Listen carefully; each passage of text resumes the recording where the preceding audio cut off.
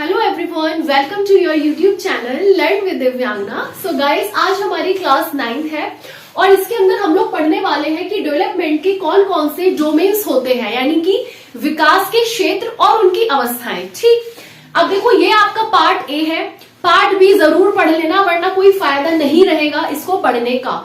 आपके सिलेबस में जो दिया हुआ है वो भाई आपको फिजिकल डोमेन्स दिए हुए हैं, दूसरा कॉग्निटिव दिया हुआ है, तीसरा सोशल और इमोशनल दिया हुआ है और एक आपका मॉरल दिया हुआ है। तो आप सिर्फ अपने सिलेबस के अकॉर्डिंग ही फिलहाल केवीएस के अकॉर्डिंग आप अपने डोमेन्स को पढ़ेंगे। ठीक है। सो देखो एक और चीज है, आपको ना सिलेबस में ये नहीं दिया हुआ कि प्याजे के भी पढ़ने हैं, कोहलबर्ग्स के भी पढ़ने हैं, या आपको ऐसा सिलेबस में मेंशन नहीं है। तो आप लोग क्या करोगे, आप लोगों ने सिर्फ खाली डोमेन्स पढ़ के छोड़ दिया होगा, तो वहां पे आप लोगों का लॉस होने वाला है। क्योंकि बेशक सिलेबस में नहीं है, लेकिन प्याजे ने कॉग्निटिव के लिए भी कुछ स्टेजेस बताई थी। ठीक है, कॉग्निटिव बेसिकली डेवलपमेंट के लिए, उन्होंने मोरल डेवलपमेंट के लिए भी कुछ स्टेजेस बताई थी, वो भी आपको पढ़ना है। इसी तरीके से कोहलबर्ग ने भी कुछ मोरल डेवलपमेंट के लिए स्टेजेस बताई थी, वो भी आपको पढ़ना है। अच्छा, हम लोग क्या करेंगे, अभी हम पहले सारे डोमेन्स देख लेते हैं कि किस डोमेन्स में क्या क्या खासियत होती है। ठीक है, फिर हम कल क्या करेंगे, पार्ट बी पढ़ेंगे। पार्ट बी पढ़ेंगे, उसको जरूर पढ़ लेना, पार्ट ए पार्ट बी दोनों पढ़ना। ठीक है, तो उसकी वीडियो ना मैं कल आपको लाइक मॉर्निंग में ही अपलोड कर दूंगी, तो आप बिल्कुल टेंशन मत लेना। और जो डेविएशंस वाली है, डेवलपमेंट में कौन कौन से डेविएशंस है, इम्प्लीकेशंस क्या है, वो भी कल मॉर्निंग में आपकी वीडियो आ जाएगी। ठीक है, सो आपका यूनिट 1 पूरी तरीके से कवर हो जाएगी और एक सोशलाइजेशन वाला पार्ट बचेगा, वो भी आपका कवर हो जाना है। तो फिर आपको कोई टेंशन नहीं रहने वाली है। फिर उसके बाद बस हम कल या बेसिकली क्वेश्चंस करेंगे। ठीक है, एमसीक्यू वगैरह करेंगे शाम में या रात में, तो वो हम लोग करेंगे। उसके बाद आपकी सेकंड यूनिट स्टार्ट हो जाएगी। ठीक है, सो चलिए स्टार्ट करते हैं। देखो ये जो डोमेन्स है डेवलपमेंट के, ये आपको डोमेन्स के नाम से भी दे सकता है, इसी को आप डायमेंशंस भी बोलोगे। ठीक है, और इसी को आप एस्पेक्ट्स भी बोलोगे। ठीक, और एक और चीज, जिनको मेरी आवाज थोड़ी सी कोल्ड कफ की वजह से अजीब सी लग रही हो, तो थोड़ा ईयरफोन लगा के सुन लो ताकि तेज आ जाए, और या हेडफोन वगैरह लगा के। और एक और चीज है, जिन लोगों को विजिबिलिटी में प्रॉब्लम होती थी बोर्ड से, तो उनके लिए एक व्यवस्था कर दी गई है कि भैया इसका पिक ना मैं सारा का सारा टेलीग्राम पे सेंड कर देती हूँ। तो यहां से आप लोग वीडियो को समझेंगे कि क्या क्या मैंने आपको समझाया है, और टेलीग्राम से ना आप उन पिक्स को देख के जो बेसिकली अपने आप लोग जो भी नोट्स वगैरह बना रहे हो, क्योंकि जो चीज आपको यहाँ से एग्जैक्टली दिख नहीं पाती, आप कहते हो मैम छोटा लिखा है, ये है, तो आप वहां से देख लेना इजीली। ठीक है, टेलीग्राम का जो लिंक है मैं वो हर वीडियो के डिस्क्रिप्शन में भी दे देती हूँ, वरना आप अगर टेलीग्राम पे लर्न विद दिव्यांगना से भी सर्च करोगे तो सेम यही डीपी आपकी आ जाएगी, आप ज्वाइन कर सकते हो। ठीक है, सो चलिए थोड़ा सा एक्चुअली गले में प्रॉब्लम है ना, बोला नहीं जा रहा है मुझसे, बट आप लोग एडजस्ट करना आज वीडियो जब तक मेरी तबीयत ठीक नहीं होती है। डायमेंशंस और एस्पेक्ट्स। ठीक है, अब जब मैंने आप लोगों को कैरेक्टरिस्टिक्स पढ़ाई थी डेवलपमेंट की, तो मैंने आपको बताया था कि जो विकास होता है वो बहु या उसका जो क्या से कैरेक्टरिस्टिक्स होती है कि भैया वो बहुआयामी होता है, वो मल्टी डायरेक्शनल होता है, वो मल्टी डायमेंशनल होता है। तो उसको मल्टी डायमेंशनल क्यों बोला, डेवलपमेंट मल्टी डायमेंशनल क्यों है, इसीलिए है क्योंकि उसके अंदर बहुत सारे डायमेंशंस है, उसके अंदर बहुत सारे डोमेन्स हैं, इसीलिए उसको मल्टी डायमेंशनल बोला गया। भाई उसके अंदर सारे के सारे सीबीएसई फैक्टर्स आपके आते हैं, यानी कॉग्निटिव डेवलपमेंट भी है, बायोलॉजिकल भी है, सोशल भी है, इमोशनल भी है, इसके अलावा मोरल है, लिंग्विस्टिक है, इसके अलावा और भी बहुत सारे डेवलपमेंट है। केवल यही नहीं है, लेकिन सिलेबस में यही है, तो इसी को पढ़ेंगे। ठीक है, हाँ यस, आपके जैसे कल्चरल हो सकता है, आपका करियर हो सकता है, आपका एस्थेटिक हो सकता है, और भी बहुत सारे डेवलपमेंट होते हैं। ठीक है, तो चलो सबसे पहले हम बात करते हैं फिजिकल डेवलपमेंट की, यानी कि शारीरिक विकास। भाई शारीरिक विकास जो होता है वो आपका प्यूबर्टी या फिर सेक्सुअल मेच्योरिटी को अपने अंदर कंसिस्ट करता है, इन्हीं दोनों पे वो बेसिकली पूरे तरीके से निर्भर है। फिजिकल के अंदर क्या क्या पढ़ते हैं, ग्रोथ जो होती है, जो हमारी वृद्धि होती है, वो हमारा क्या होता है, शारीरिक विकास ही तो है वो।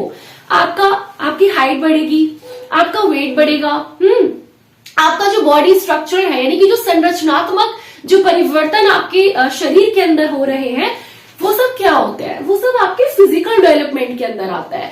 अच्छा, ये जो प्यूबर्टी होती है ना, इसमें आप दो चीजें याद रखना, ये आपकी दो तरीके से होती है। जैसे एक होती है प्राइमरी, ठीक है, एक होती है जिसके अंदर आपकी दो तरीके की सेक्स कैरेक्टरिस्टिक्स आती हैं, पहली प्राइमरी और दूसरी आपकी सेकेंडरी, दूसरी आपकी सेकेंडरी। अच्छा, जो प्राइमरी होती है इसके अंदर आपका रिप्रोडक्शन आ जाता है, प्राइमरी के अंदर आपका रिप्रोडक्शन, जिसको आप हिंदी में बोलते हैं प्रजनन, ठीक है। और जो सेकेंडरी होती है इसके अंदर आपकी सेक्सुअल मैच्योरिटी आ जाती है। क्या आ जाती है? सेक्सुअल मैच्योरिटी, यानी कि यौन परिपक्वता इसके अंदर आ जाती है सेकेंडरी कैरेक्टरिस्टिक्स में, ठीक है। और ग्रोथ आपका है ही, ये मैंने आपको बता दिया था। चलिए अब थोड़ा सा आगे बढ़ते हैं। इसमें है, देखो इसमें आपकी क्या क्या चीजें आ सकती है, कौन कौन से फैक्टर्स उसके अंदर आपको देखने के लिए मिलेंगे। सबसे पहले आप देखोगे आपकी बॉडी के अंदर फिजिकल चेंजेस होते हैं, यानी कि शारीरिक परिवर्तन होते हैं आपकी बॉडी में, ठीक है, जिसके अंदर आपकी क्या क्या आती है, हाइट, आपकी लंबाई बढ़ेगी, आपका वजन बढ़ेगा, आपका जो आकृति है, आपका जो शेप साइज है बॉडी का, वो बेसिकली चेंज होगा, आपका जो स्ट्रक्चर है, यानी इसको हम कहते हैं संरचनात्मक परिवर्तन आपकी बॉडी में आएंगे, आपकी जो मसल्स हैं, ठीक है, उनके अंदर आपके चेंजेस आएंगे, वो बढ़ेंगी, ठीक है। इस तरह के चेंजेस ये आपके शारीरिक परिवर्तन में आते हैं। तो जब बच्चे का इन तरीके से विकास होने लगता है तो वो सारी चीजें आपकी फिजिकल चेंजेस हो जाती है। इसी तरीके से इसके अंदर और कौन कौन सी एबिलिटीज होती है, बच्चा भाई फिजिकल कोऑर्डिनेशन करना सीख जाता है, एंड्योरेंस आ जाता है, यानी कि एक समझे हुए एक तरीके से एक सहन शक्ति जो होती है बच्चे के अंदर, वो उसके अंदर डेवलप हो जाती है, ठीक है। तो इसके अंदर क्या क्या चीज आती है भाई, बच्चा जो होता है वो संतुलन बिठाना शुरू कर देता है, एक बैलेंस करना सीख जाता है अपने बॉडी पार्ट्स में, है ना, कोऑर्डिनेट करना सीख जाता है अपने बॉडी पार्ट्स में। पहले वो एक एक चीज को चलाता है, फिर वो दोनों को चलाने लगता है, फिर वो एक साथ दोनों को एक साथ चलाने लगता है। पहले वो छोटी मसल्स का यूज कर रहा है, बड़ी मसल्स का यूज कर रहा है, फिर दोनों मसल्स का एक साथ यूज कर रहा है। सबसे पहले बच्चा क्या करता है, उसका जो विकास होता है वो हेड टू फुट पे जाता है ना, जिसको हमने पढ़ा था। तो इसमें क्या होता है, बच्चा अच्छा अलग अलग मोटर स्किल सीखता है। तो ये सब चीजें, तो इनमें जब बैलेंस आ जाता है, जब संतुलन आ जाता है, तो वो इस चीज में आ जाता है। दूसरा है भैया डेक्सटेरिटी, यानी कि निपुणता, निपुणता आ जाती है। अब ये निपुणता जो बेसिकली जो मेन लिखा गया है वो आप हैंड से समझोगे, किसमें, हैंड्स में। भाई अब वो अपने हाथों में, पहले वो कुछ चीज नहीं कर पाता, बस पकड़ पा रहा है, इतना नहीं चल पा रहा, अब वो लिखने भी लगा है, हर चीज वो हाथों के काम को करने लगा है, अपने हैंड्स को हर चीज में इन्वॉल्व करने लगा है। तो उसकी अलग अलग बॉडी पार्ट्स में क्या आ जाती है, निपुणता आने लग जाती है, उसके शरीर में बैलेंसिंग आने लग जाती है। इसी तरीके से ability to sustain physical activity, भैया शारीरिक गतिविधि को बनाए रखने की क्षमता बच्चे के अंदर आ जाती है। बच्चा सीख जाता है कि किस तरीके से उसको एक जो उसकी जो शारीरिक जो गतिविधियां हैं उनको बेसिकली उनको बना के रखना है, उनके अंदर कोऑर्डिनेट करके रखना है। तो ये सारी चीजें फिजिकल कोऑर्डिनेशन या फिर एंड्योरेंस के अंदर आ जाती है, ठीक है। यस, इसके बाद नेक्स्ट है आप लोगों का दैट इज कॉल्ड आपकी जो हेल्थी डाइट है, यानी कि जो एक पौष्टिक आहार है, कैसे, न्यूट्रिशन एंड हेल्थ, ये सब आपका हेल्थ रिलेटेड रहेगा। भाई बच्चा क्या होता है, अब हेल्थी डाइट लेना शुरू कर देता है। बचपन में उसको पहले हम लिक्विड खिलाते हैं, फिर थोड़ा सा पौष्टिक आहार उसको हम देने लग जाते हैं। तो पौष्टिक आहार देंगे, उसके बाद इसी में ही आपका फिजिकल एक्टिविटीज इंक्लूड हो जाती है, यानी कि शारीरिक गतिविधि वो भी इसी के अंदर आ जाती है। बच्चा अलग अलग एक्सरसाइजेस करना स्टार्ट कर देता है ना। तो जब ये सारे चेंजेस बच्चे के अंदर आने लगे, अब वो अपनी बॉडी पे ध्यान देने लगा है, उसको लग रहा है कि मैं मोटा हूं तो मुझे पतला होना है, मुझे एक्सरसाइज करनी है, मुझे रनिंग करनी है, मुझे साइकिलिंग करनी है। तो ये सारी चीजें आपकी फिजिकल एक्टिविटीज में आ जाती है, ठीक है। इसी तरीके से नेक्स्ट आप सोचो, देखेंगे कि मोटर स्किल्स के अंदर जब बच्चे की पूर्ण तरीके से मोटर स्किल्स डेवलप होने लग जाए, यानी कि गतिक कौशल बच्चे के अंदर आने लग जाए। अच्छा, मोटर स्किल्स में भी दो तरीके की मोटर स्किल्स होती है, एक होती है ग्रॉस, एक होती है फाइन। ग्रॉस मतलब स्थूल और फाइन मतलब सूक्ष्म।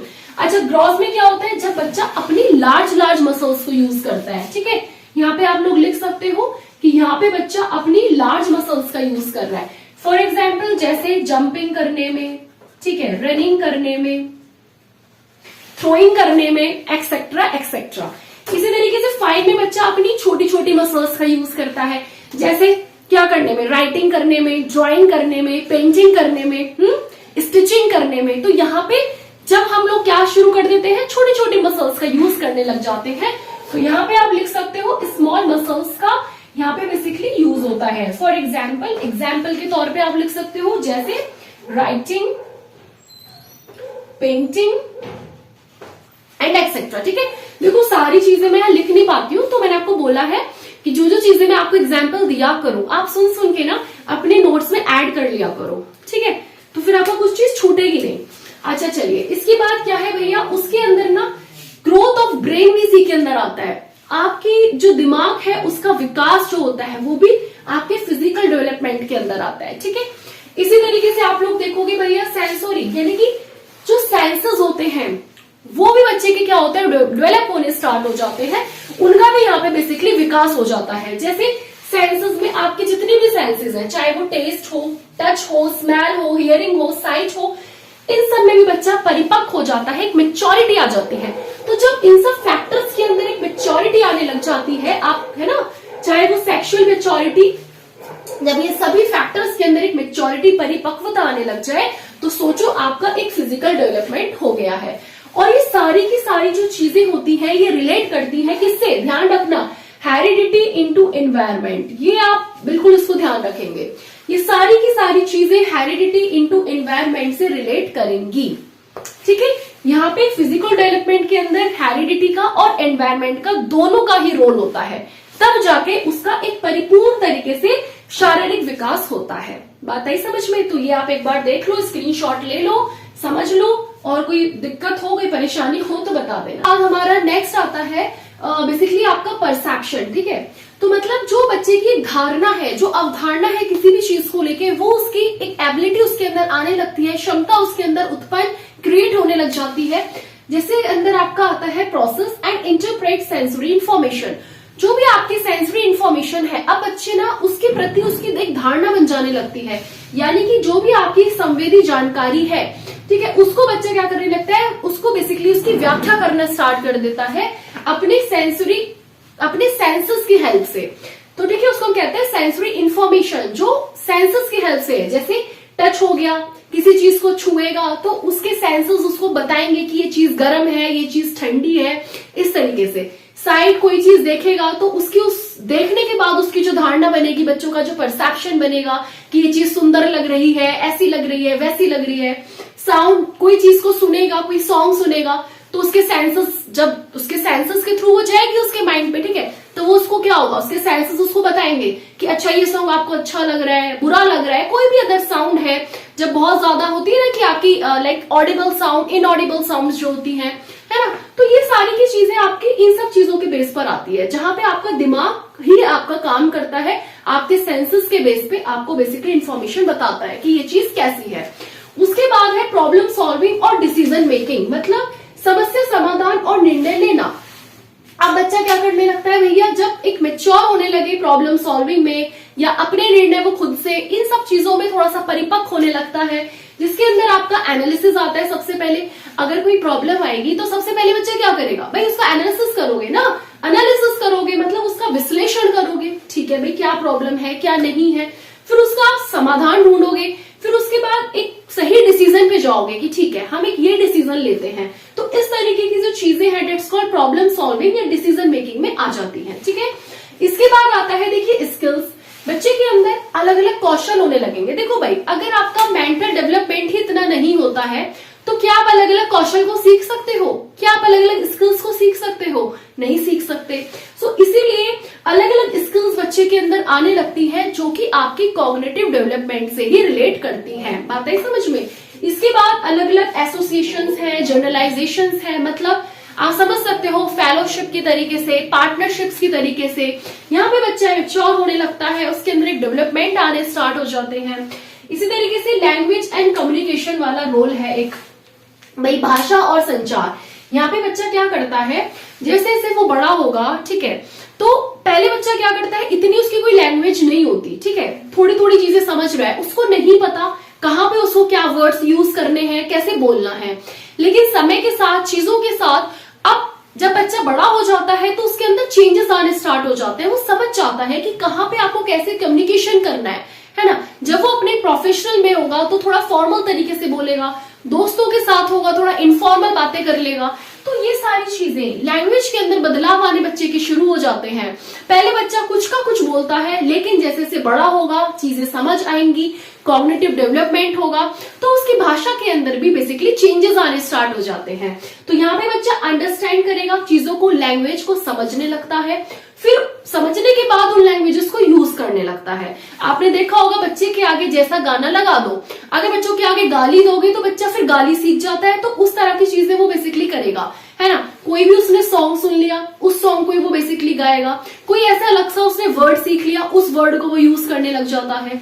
तो इसी तरीके से अब उसकी भाषा पे पकड़ बनने लग जाती है, वो भाषा को समझना शुरू कर देता है और उसको अपनी डेली लाइफ में उस लैंग्वेज को यूज करना स्टार्ट कर देता है। ऐसे ही एक्सप्रेस वन सेल्फ, अपने आप को बेसिकली वो क्या करेगा, व्यक्त करेगा, है ना, और कम्युनिकेट करेगा, संचार करेगा एक दूसरे से। तो ये सारी चीजें जो आती हैं वो सब आपकी लैंग्वेज और कम्युनिकेशन के अंदर आ जाती हैं। इसके बाद हम बात करते हैं क्रिएटिविटी। भाई बच्चा क्या होगा, क्रिएटिव होगा, मल्टी डायमेंशनल तरीके से सोचेगा, उसकी जो थिंकिंग होगी वो डाइवर्जेंट हो जाएगी, यानी रचनात्मकता उसके अंदर आ जाएगी। जब रचनात्मक जो क्रिएटिविटी के अंदर जो आपकी एबिलिटी आने लगे, क्षमता का बेसिकली विकास एक होने लगे क्रिएटिव तरीके से, सो दैट्स कॉल्ड, इसके अंदर क्या होता है, तो बच्चे के अंदर नए नए आइडियाज बच्चे के अंदर आएंगे दिमाग में। आपने देखा होगा बच्चे क्या होता है, अलग अलग आइडिया आते रहते हैं, ठीक है, उनका दिमाग शांत नहीं रहता, किसी चीज में एकदम आता है ना, ओ आएगा का आइडिया, इस तरीके से बच्चे बोलते हैं, दैट इज कॉल्ड रचनात्मक। जब इस एबिलिटी इनके अंदर, ये क्रिएटिविटी वाली एबिलिटी बच्चे के अंदर आने लगे, तो वो भी आपकी कॉग्निटिव से ही बेसिकली क्या करती है, रिलेट होती है, ठीक है। यहाँ पे बच्चे के अंदर अलग अलग आइडियाज आएंगे, बहुत सारी चीजें इस तरीके से।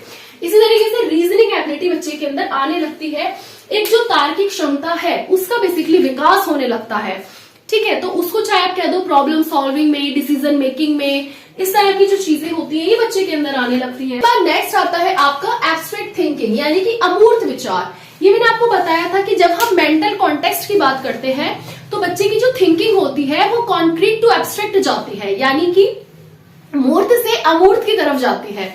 तो यहाँ पे बच्चे की अब जो थिंकिंग होगी वो थोड़ा सा कैसा होने लगेगा, डेट इज कॉन्सेप्ट वाइज सोचने लगेगा, थोड़ा सा प्रैक्टिकल तरीके से सोचने लगेगा, यानी थोड़ा वैचारिक हो जाएगा, उसकी जो थिंकिंग हो जाएगी वो बेसिकली कंसेप्चुअली तरीके से बच्चा यहाँ पे सोचना शुरू कर देता है। थोड़े थोड़े कॉम्प्लेक्स आइडियाज, देखो जटिल जटिल आइडियाज उसके दिमाग में आने लगते हैं।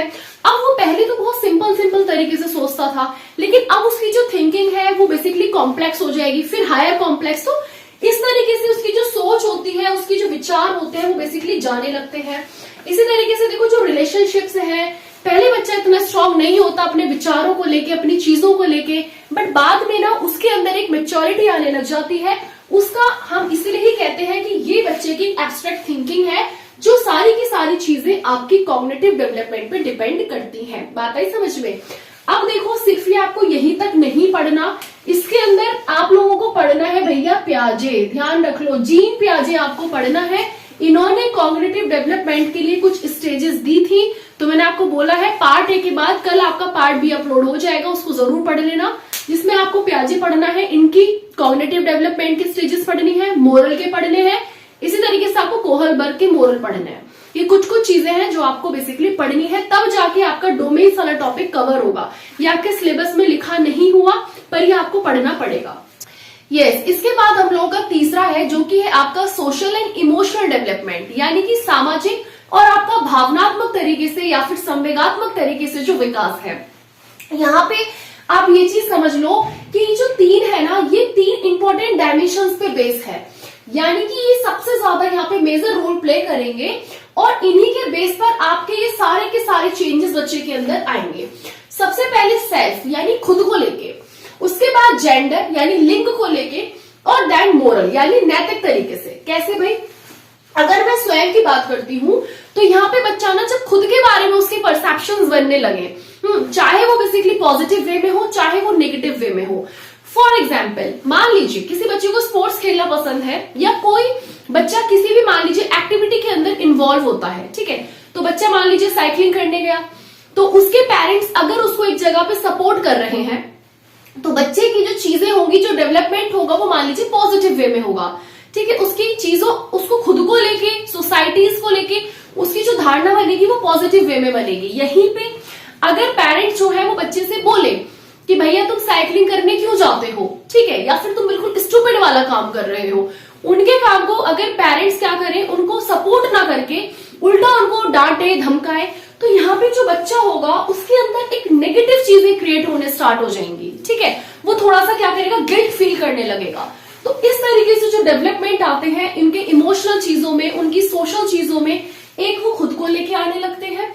दूसरा होता है जेंडर। जैसे जब बच्चा बड़े होने लग जाता है तब अगर आप किसी बॉय को किसी गर्ल्स की चीज पहनाने के लिए बोलो, ठीक है, अगर उनको बोलो कि आप स्कर्ट पहन लो, बिंदी लगा लो, तो बच्चा क्या करेगा, बिल्कुल नहीं करेगा, है ना। तो इस तरीके से भाई उनके अंदर अब जेंडर बेस पे चीजें डेवलप होना स्टार्ट हो गई है। अब वो समझने लगा है कि सोसाइटी के अंदर एक औरत की क्या वैल्यू है, या उसकी बेसिकली क्या रिस्पॉन्सिबिलिटीज है, या फिर जो एक मेल है उनकी क्या रिस्पॉन्सिबिलिटीज है। तो यहाँ पे बच्चा उन चीज में बेसिकली डिफरेंशिएट करना स्टार्ट कर देता है, समझना स्टार्ट कर देता है। इसी तरीके से मोरल, उसकी सोसाइटी में एक नैतिक वैल्यू क्या है, उसके क्या दायित्व हैं, उसकी क्या वैल्यूज हैं, चीजों को लेके, समाज को लेके, फैमिलीज को लेके, कम्युनिटी को लेके, सोसाइटी को लेके। तो वो सारी की सारी चीजें आपको ये 3 इंपॉर्टेंट डायमेंशंस बताए गए हैं सबसे पहले। ठीक है, अब क्या क्या इसके अंदर चेंजेस आते हैं ये हम लोग देखेंगे। हाँ चलिए, इसके बाद कौन कौन से चेंजेस आते हैं, एक्चुअली बिल्कुल बोला नहीं जा रहा है, बिल्कुल ताकत से बोल रही हूँ मैं, तब भी आवाज नहीं आ रही मेरी, है ना। चलिए, तो सबसे पहले इसके अंदर हम देखेंगे भाई, देखो ये आपके अंदर क्या होता है ना, जब बच्चे के अंदर सामाजिक कौशल का विकास होने लगे, यानी कि सोशल स्किल्स, ये ऐसे मत समझना कि सोशल स्किल से रिलेट है, ये सब आपकी सोशल इमोशनल से ही रिलेट है, और सबको मैंने एक साथ लिख दिया है। तो सोशल स्किल्स में कैसे, भाई जो बच्चा होता है वो इंटरेक्ट करने लग जाता है एक दूसरे से, एक दूसरे को संबंध करने लग जाता है, ठीक है, जोड़ना स्टार्ट कर देता है, एक रिलेशन बनाना स्टार्ट कर देता है। तो उसके अंदर किस तरीके से भाई, चाहे वो कम्युनिकेशन के बेस पर हो, बच्चे क्या करते हैं जब वो सोशली इमोशनल तरीके से परिपक्व होने लग जाते हैं, उनके अंदर डेवलपमेंट होने लग जाता है, तो वो क्या करते हैं भाई, कम्युनिकेट करना स्टार्ट कर देते हैं। आपने देखा होगा पहले बच्चा अपने खेल में मस्त रहता है, जैसे जैसे बड़ा होता है तो वो एक पीयर ग्रुप ले लेता है, अपने लोगों के साथ रहना स्टार्ट कर देता है, कम्युनिटी में एक दूसरे से बोलना स्टार्ट कर देता है। तो डेट इज उसकी जो कम्युनिकेशन वाली चीजें हैं, संचार वाली चीजें, वो बढ़ जाती हैं। दूसरा, वो कॉपरेशन करना स्टार्ट कर देता है, सहयोग करना स्टार्ट कर देता है चीजों में, है ना।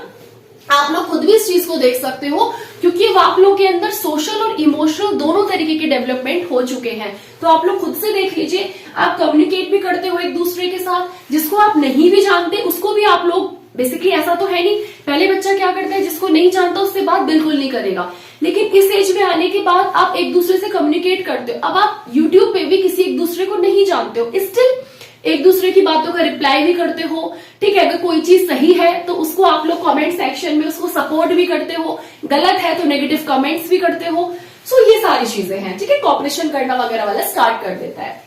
इसी तरीके से सेल्फ स्टीम, थोड़ा सा आत्मसम्मान को लेके बहुत ज्यादा बच्चा वैसा हो जाता है कि भैया अपना सम्मान उसको चाहिए, एक सेल्फ रिस्पेक्ट वाली जो बेसिकली जो क्वालिटी है बच्चे के अंदर यहाँ पे डेवलप हो जाती है। कैसे, सेल्फ वर्थ, अपना मूल्य उसको समझ में आने लग जाता है।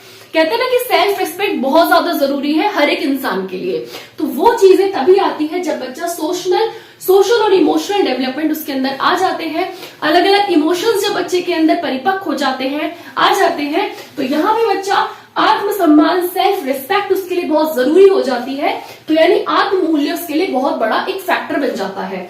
दूसरा भाई, कॉन्फिडेंस लेवल जो होता है बच्चे के अंदर, क्या होता है, कॉन्फिडेंस लेवल आना स्टार्ट हो जाता है। पहले बच्चे के अंदर इतना कॉन्फिडेंस नहीं होता, जैसे जैसे वो बड़ा होता है। अब आप लोग क्या हो, अलग अलग डिबेट में पार्टिसिपेट करते हो, आपके अंदर कॉन्फिडेंस है कि आप किसी भी चीज को लेके बोल सकते हो, किसी भी चीज को एक दूसरे को समझा सकते हो। सो दैट्स कॉल्ड, ये सारे फैक्टर्स बच्चे के अंदर आने लगते हैं, तो ये आपके सेल्फ स्टीम पर ही आते हैं, आत्मसम्मान, ठीक है। तो इस तरह की चीजें हैं। इसी तरीके से देखिए, सोशल रिलेशनशिप, एक सामाजिक संबंध बच्चा बनाना शुरू कर देता है सोसाइटी में। जैसे कि भाई पॉजिटिव नेगेटिव रिलेशंस आएंगे उसके अंदर, वो जरूरी नहीं है कि सारे रिलेशन पॉजिटिव वे में ही बने, भाई नेगेटिव पॉजिटिव दोनों चीजें साथ चलती हैं। तो इस तरह के संबंध जो है बच्चा बेसिकली एक रिलेशनशिप बनाना कर देता है स्टार्ट सोसाइटी में, सामाजिक तौर पे एक दूसरे के साथ। इसी तरीके से अब बच्चा यहाँ पे क्या करता है, ज्यादा से ज्यादा टाइम, पीयर्स का मतलब है जो अपने एज ग्रुप के बच्चे हैं या जो अपने फ्रेंड्स हैं, फ्रेंड सर्कल है, यहाँ पे बच्चा उनके साथ ज्यादा से ज्यादा टाइम स्पेंड करना स्टार्ट करता है।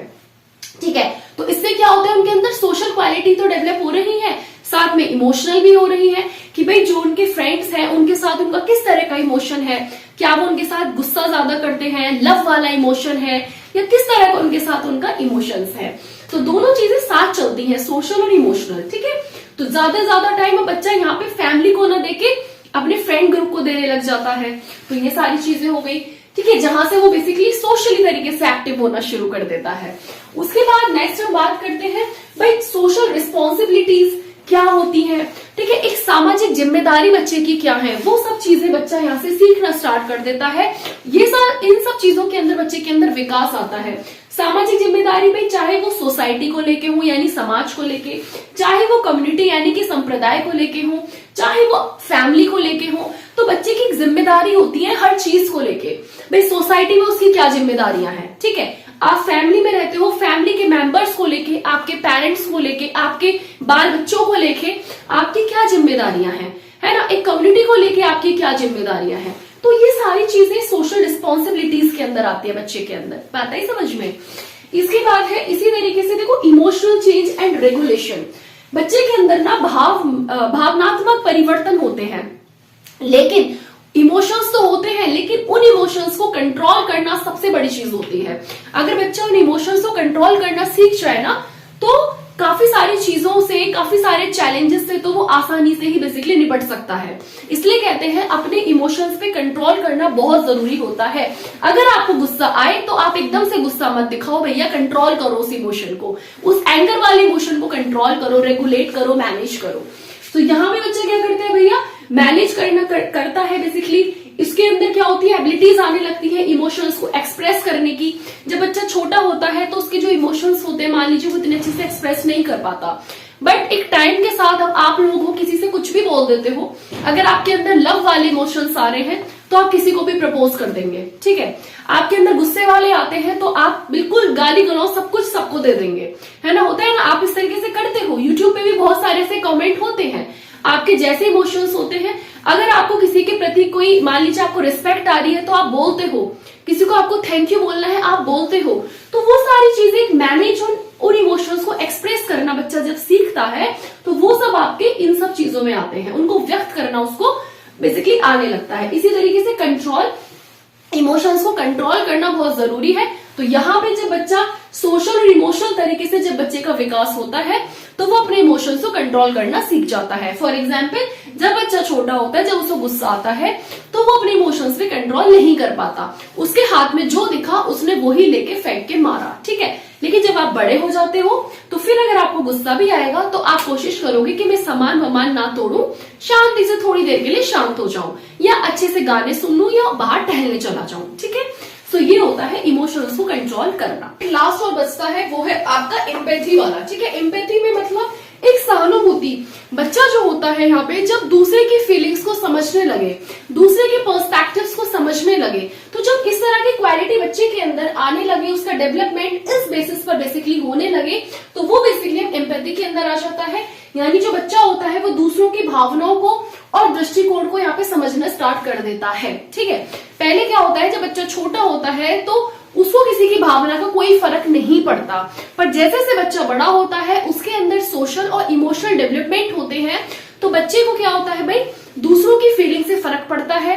ठीक है, जिसको आपने देखा होगा जब कोई दुखी होता है या कुछ हो जाता है ऐसा इंसिडेंट वगैरह, तो हर कोई क्या करता है, अपनी एक सिंपैथी वगैरह दिखाता है। ठीक है, सो ये सब चीजें कब आती है, जब आपके अंदर इतना सोशल और इमोशनल डेवलपमेंट हो गया हो, तो तब इस तरह की चीजें बच्चे के अंदर आना स्टार्ट हो जाती हैं। फाइन, तो ये था आपका पूरा ये वाला डेवलपमेंट। अब लास्ट आपका बचता है मोरल। तो एक बार आप इसको देखेंगे, स्क्रीनशॉट जिसको सही से दिख रहा है वो स्क्रीनशॉट ले लीजिए। हम लोगों का लास्ट है आपका development, that is moral development. ठीक है, सो आपका लास्ट डोमेन है, इसको हम लोग देखते हैं।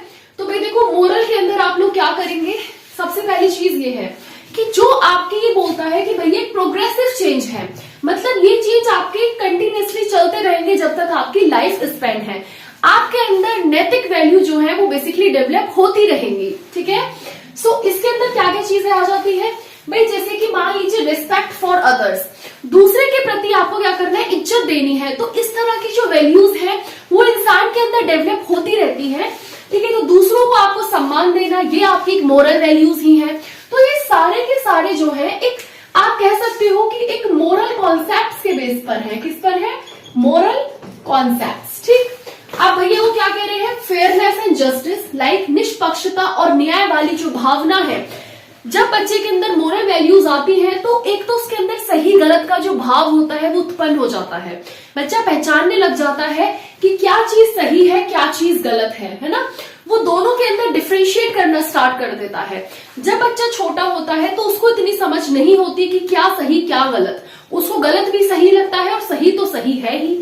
तो इसी तरीके से जब आप बड़े हो जाओगे तो अब आप लोग डिफरेंशिएट करने लगे हो कि क्या चीज सही है, क्या चीज आपके लिए गलत है, क्या चीज प्रॉपर है, क्या चीज इम्प्रॉपर है। तो ये सारे के सारे आपके मोरल डेवलपमेंट से बेसिकली रिलेट करते हैं। इसी तरीके से भाई एम्पैथी, एक सहानुभूति वाली भावना, ये मैंने आपको पहले सोशल और इमोशनल में भी पढ़ाया था। यहाँ पे बच्चा क्या करता है, सबसे पहले तो उस चीज को अंडरस्टैंड करता है, फिर अंडरस्टैंड करने के बाद वो वहां पे रिस्पॉन्ड भी तो करेगा भाई, फीलिंग्स, दूसरों की भावनाओं को समझेगा भी, दूसरों के दृष्टिकोण को भी समझेगा। फिर उस चीज के जो है बेसिकली अगर उसको चीजें सही लगती हैं या जो भी चीज उसको समझ में आई उसके खिलाफ फिर वो रिस्पॉन्ड भी करेगा, है ना। तो एक सहानुभूति की जो भावना है ये भी एक मोरल से ही जाके कनेक्ट हो जाती है। इसी तरीके से रेस्पेक्ट फॉर अदर्स मैं आपको बता ही चुकी हूँ। अच्छा, इसी तरीके से फेयरनेस एंड जस्टिस वाली जो अगर हम चीज की बात करते हैं भाई, निष्पक्षता और न्याय, अब वो जस्टिस करना, इस तरह की जो क्वालिटीज हैं वो बेसिकली बच्चे के अंदर आने लग जाती है। बच्चा इतना परिपक्व हो जाता है कि वो चीजों में न्याय करना, एक जस्टिस उसको चाहिए होता है हर चीज पे, ठीक। इसी तरीके से भाई सेल्फ कंट्रोल भी इसी के अंदर आता है। आत्मनियंत्रण होना तो सबसे ज्यादा जरूरी है, आत्मनियंत्रण होना। So that is self control बच्चे के अंदर आना चाहिए अपने इमोशंस पे, अपनी चीजों पे, तभी तो वो बेसिकली नैतिकता को दर्शाएगा, है ना। मोरल वैल्यूज जो है वो तभी तो ये चीज आएंगी। अगर बच्चा बहुत ज्यादा फालतू का गुस्सा करे जा रहा है तो उसको क्या बोलते हैं कि तुम तो बिल्कुल, तुम में मोरल वैल्यूज है ही नहीं, है ना। सो डेट्स कॉल्ड एक आत्मनियंत्रण भी इसी के अंदर आ जाता है। और ओन बेसिकली रिस्पॉन्सिबिलिटी, एक बच्चे की खुद की जिम्मेदारियां क्या है हर चीज को लेके, सोसाइटी को लेके, कम्युनिटी को लेके, फैमिलीज को लेके, उसकी एक खुद की रिस्पॉन्सिबिलिटी क्या है, उसके क्या क्या बेसिकली कर्म है, क्या क्या उसके दायित्व है जो उसको करने हैं अपनी एज के अकॉर्डिंग, ठीक है। सो ये सारी की सारी जो चीजें हैं ये बेसिकली मोरल डेवलपमेंट को दर्शाती है, ठीक है। बात आई समझ में। तो ये सारी चीजें बेसिकली आपको यहाँ से कर लेनी है। तो ये आपका कंप्लीट होता है डोमेन। अब एक और चीज है, ये था पार्ट ए। पार्ट बी इसका कल जरूर कर लेना, मॉर्निंग में ही 8-9 बजे के लाइक सुबह मॉर्निंग में मैं वीडियो अपलोड कर दूंगी, ठीक है। तो वहां से ना आप लोग, क्योंकि मोरल जो डेवलपमेंट है इनके बारे में प्याजे ने कुछ स्टेजेस दी है तो वो आपको पढ़ना है। एक तो प्याजे की स्टेजेस आप लोग पढ़ोगे, एक इसी के अंदर आपका कोहलबर्ग वाली स्टेजेस आती हैं। ये दोनों चीजें आपको पढ़नी ही है, इंपॉर्टेंट है, ठीक है। तो इस चीज को एक बार आप लोग देख लीजिए और कोई भी डाउट है कमेंट सेक्शन में बता देना। टेलीग्राम ग्रुप पे ये वीडियोस की पीडीएफ मिल जाएगी, वहां से अगर आपको यहाँ से नहीं ठीक से दिखता है तो वहां से आप लोग देख सकते हो। और कोई डाउट है तो आप लोग प्लीज पूछ लेना, ठीक है। So wish you all the very best, stay happy and stay blessed and thank you so much.